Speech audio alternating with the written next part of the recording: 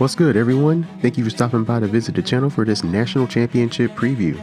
If you want to stay updated in the world of college football, if you haven't done so already, click that subscribe button, click the notification bell, and select all so you won't miss another video.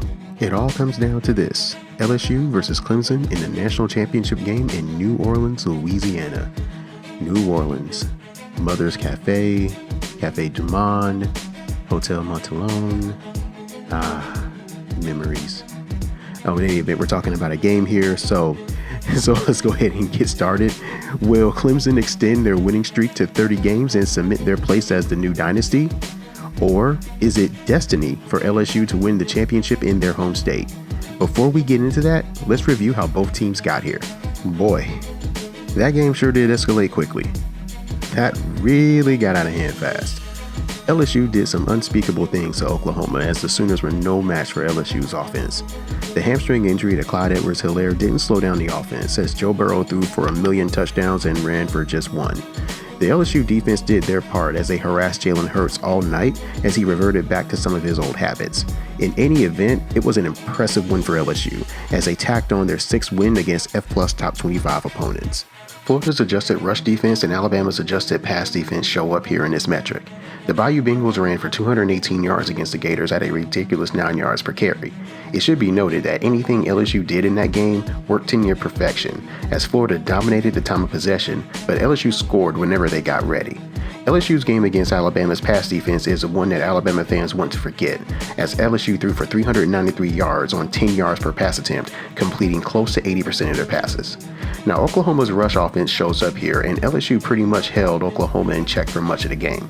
LSU's rush defense held the vaunted OU rushing attack to 97 yards at 3.46 yards per carry, which was the lowest rushing yard total of the season.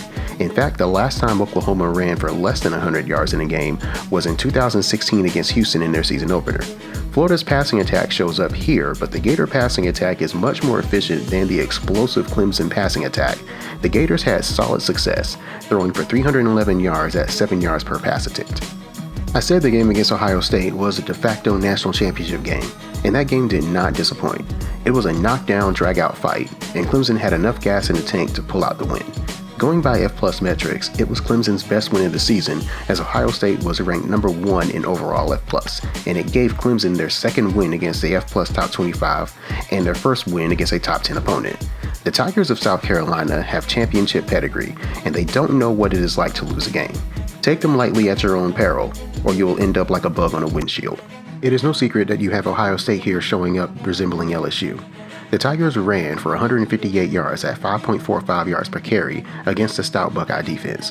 The Bucs did their job and contained Louisiana native Travis Etienne for 3.6 yards per carry, but they forgot about quarterback Trevor Lawrence, who ran for 107 yards in a game on 16 carries with 1 long touchdown run. Now, Texas A&M shows up here to match LSU's adjusted pass defense, and Trevor Lawrence threw for 268 yards at 7.7 yards per pass attempt against the Aggies in the early stanza of the season. Now, it is not a secret that Ohio State's offense show up here in this comparison. The Clemson defense had their hands full, but they did a fantastic job of keeping the Buckeyes out of the red zone. Out of the end zone. My apologies. The Bucs ran for 196 yards against the vaunted Clemson defense, which is a season high for the defending champions, and they allowed 320 yards passing through the air from Justin Fields at a 65% completion percentage, which was again another season high for Clemson's pass defense. So as we take a look at the tail of the tape, we have a top 4 matchup in overall F+ rating and SP+ rating. Clemson is going to be LSU's 5th defensive SP+ team ranked in the top 10 this season, and this will be Clemson's 2nd top 5 offensive SP+ team they will face this year. The guys in the desert tabbed LSU as a 6-point favorite, while SP+ has LSU as a 2.5-point favorite with a 56% win probability. Well, if you're an LSU fan and you've seen a few of my videos, you're used to seeing more purple than this. Well, Clemson's defense is no slouch here, folks. There are hardly any weaknesses on this side of the ball, and they are phenomenal at playing their assignment and not giving up explosive plays. Hence their top 10 rankings in both adjusted defensive success rate and adjusted defensive explosiveness. LSU running back Clyde Edwards-Helaire didn't play much in the Peach Bowl against Oklahoma as he wasn't really needed, but he should be ready to go for this one on Monday. He better bring his lunch with him, because the Clemson rush defense will not make it easy for him. If there is a stress point on both sides, it is the fact that LSU is outstanding on standard downs, and adjusted pass offense, as they are ranked first in the country in both metrics, and they have a clear advantage against Clemson's pass defense and their standard down defense. If LSU can stay ahead of the chains and stay efficient, they will be able to avoid Clemson's outstanding pass rush on obvious passing downs, since Clemson is third in defensive adjusted sack rate. If you're a Clemson fan, you like what you see here. There is a ton of orange in your favor, but don't get too excited. LSU's defense has risen to the challenge as of late, and it looks like they are playing up to their capabilities. But the LSU defense must understand one thing. Trevor Lawrence is not exactly Jalen Hurts when it comes to slinging a football around. The Clemson offense is a fully functioning unit, as they are right behind LSU in adjusted offensive success rate, and they boast the #1 offense in explosiveness, rushing, passing downs, opportunity rate, and offensive adjusted line yardage.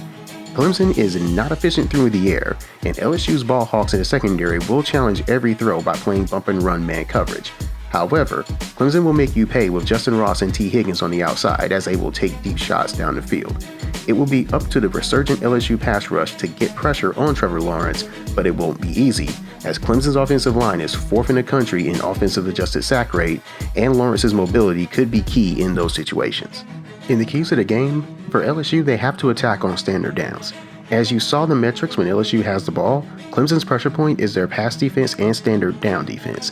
I won't be shocked here if LSU throws the ball early to set up the run and change up the tempo to keep Clemson's personnel on the field so they can get favorable matchups. For Clemson, they have to allow no touchdowns in the red zone. I know, right? That is easier said than done, and not too many teams have been able to do that against LSU. But I won't count out Brent Venables' defense here with time to prepare. Ohio State put up over 500 yards of offense and moved up and down the field, but they couldn't score touchdowns. If they can force LSU out of rhythm, this game is going to be tight going into the fourth quarter. So the computer model has LSU winning the championship by a score of 41-34. LSU has been efficient all season on offense. They have scored 190% above what their opponents typically allow, and the defense has steadily picked up after getting healthy, and they are allowing 82% of what their opponents typically score. For Clemson, they score 153% above what their opponents allow, but their defense allows 41% of what their opponents typically score. So this is an easy pick for me.